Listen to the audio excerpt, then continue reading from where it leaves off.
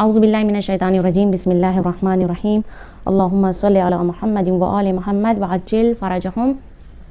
آپ کی خدمت میں ایک حدیث پیش کروں گی ہمارے امام علی علیہ السلام سے کہ آپ فرماتے ہیں قال امیر المؤمنین علیہ السلام اللہم صلی علی محمد و آل محمد وعجل فرجہم۔ آپ فرماتے ہیں اکرم ضیفک وان کان حقیرا، تم مہمان کا اکرام کرو چاہے وہ حقیر ہی کیوں نہ ہو، چاہے وہ چھوٹا ہی کیوں نہ ہو، غریب ہی کیوں نہ ہو، اس کا اکرام کرو۔ وقم عن مجلسک، اور کھڑے ہو جاؤ تم اپنے جگہ سے، لابیک، تم اپنے والد کے احترام میں، اگر تمہارے والد تمہارے سامنے آئے تو تم ان کے احترام میں کھڑے ہو جاؤ۔ ومعلمک، اور کس کے احترام میں کھڑے ہو جاؤ؟ جس نے تمہیں علم دیا، تم اپنے استاد کے لیے اس کے احترام میں کھڑے ہو جاؤ۔ وَإِن كُنْتَ عَمِيرًا، چاہے تم بادشاہی کیوں نہ ہو، فرما روا کیوں نہ ہو، حاکم کیوں نہ ہو گئے ہو، تب بھی تمہارے اوپر واجب ہے کہ اگر تمہارے والد گرامی یا تمہارا معلم، تمہارا استاد، تمہارا ٹیچر تمہارے سامنے آتا ہے تو تم اس کے احترام کے لیے کھڑے ہو جاؤ، اپنی جگہ سے اپنی جگہوں کو چھوڑ دو۔ تو اس حدیث سے پتہ چلتا ہے مہمان کا اکرام کرنا بہت زیادہ ضروری ہے، اور والد کا اور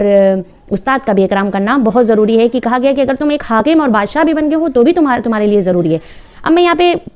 کچھ چیزیں بیان کروں گی کہ جیسا کہ اس میں کہا گیا ہے کہ اکرام کرو اگر مہمان کا، چاہے وہ حقیر ہی کیوں نہ ہو، چھوٹا ہی کیوں نہ ہو، کیونکہ دیکھیے ایسا ہوتا ہے ہمارے معاشرے میں، ملتا بھی ہے، دیکھا جاتا ہے ہمارے معاشرے میں کہ جو غریب لوگ ہوتے ہیں، کم پیسے والے ہوتے ہیں، تھوڑا سا ادنا ہوتے ہیں، تو اس کے ساتھ یعنی ہمارا جو بیہیویئر ہوتا ہے، جو برتاؤ ہوتا ہے وہ اچھا نہیں ہوتا، ہمارا سلوک ان کے ساتھ اچھا نہیں ہوتا۔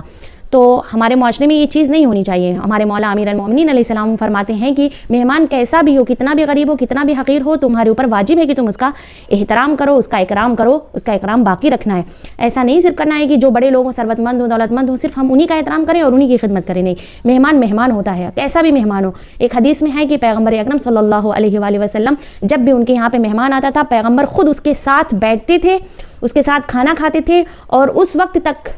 آپ اپنے ہاتھوں کو کھانے سے نہیں کھینچتے تھے جب تک وہ مہمان خود نہیں کھا لیتا تھا۔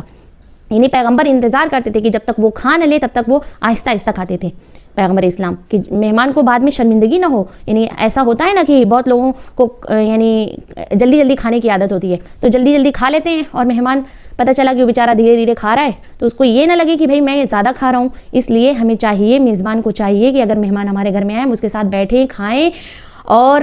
جب تک وہ کھا نہ لے تب تک ہم بیٹھے رہیں، اس کے ساتھ دھیرے دھیرے کھاتے رہیں تاکہ اس کو شرمندگی محسوس نہ ہو۔ اور اسی طرح سے باپ کا احترام بہت لازم ہے، چاہے کتنے بھی تم بڑے بادشاہ بن جاؤ، حاکم بن جاؤ، تمہارے اوپر واجب ہے کہ تم اپنے باپ کا احترام کرو۔ اور اسی طرح سے اپنے استاد کا بھی احترام کرنا بہت ضروری ہے، چاہے وہ کوئی بھی استاد ہو، چاہے اس نے تمہیں دنیاوی علم دیا ہو، چاہے دینی علم دیا ہو، دونوں طریقے سے، دونوں جو معلم ہیں، جو دونوں استاد جو ہیں وہ تمہارے لیے باعث خیر و برکت ہیں کہ اس نے تمہیں علم دیا، علم سکھایا، اور تمہیں یعنی بہت ساری معلومات دی جو تمہیں معلوم نہیں تھی، تو تمہارے لیے ضروری ہے کہ تم ان کا احترام کرو۔ اور مہمان کے احترام میں تو بہت زیادہ سی حدیثیں وارد ہوئی ہیں کہ اگر کسی گھر میں کوئی مہمان اگر نہیں آتا ہے تو اس میں فرشتے بھی داخل نہیں ہوتے ہیں۔ اور اسی طرح سے ایک روایت میں ہے کہ مہمان جو ہے 3 دن کا ہی مہمان ہوتا ہے، 3 دن تک وہ مہمان ہوتا ہے، اور تیسرے دن کے بعد یعنی چوتھے دن سے اگر میزبان اس کی خدمت میں کوئی چیز پیش کرتا ہے، یعنی اس کو کھلاتا پلاتا اس کو رکھتا ہے تو وہ صدقہ ہوتا ہے۔ دیکھیے یہ پیغمبر اکرم صلی اللہ علیہ وآلہ وسلم کی حدیث میں کہ 3 دن تک مہمان ہوتا ہے، 3 دن کے بعد جو ہے وہ جو کچھ بھی یعنی اگر میزبان اسے دیتا ہے وہ صدقہ ہوتا ہے۔ تو دیکھیے صدقہ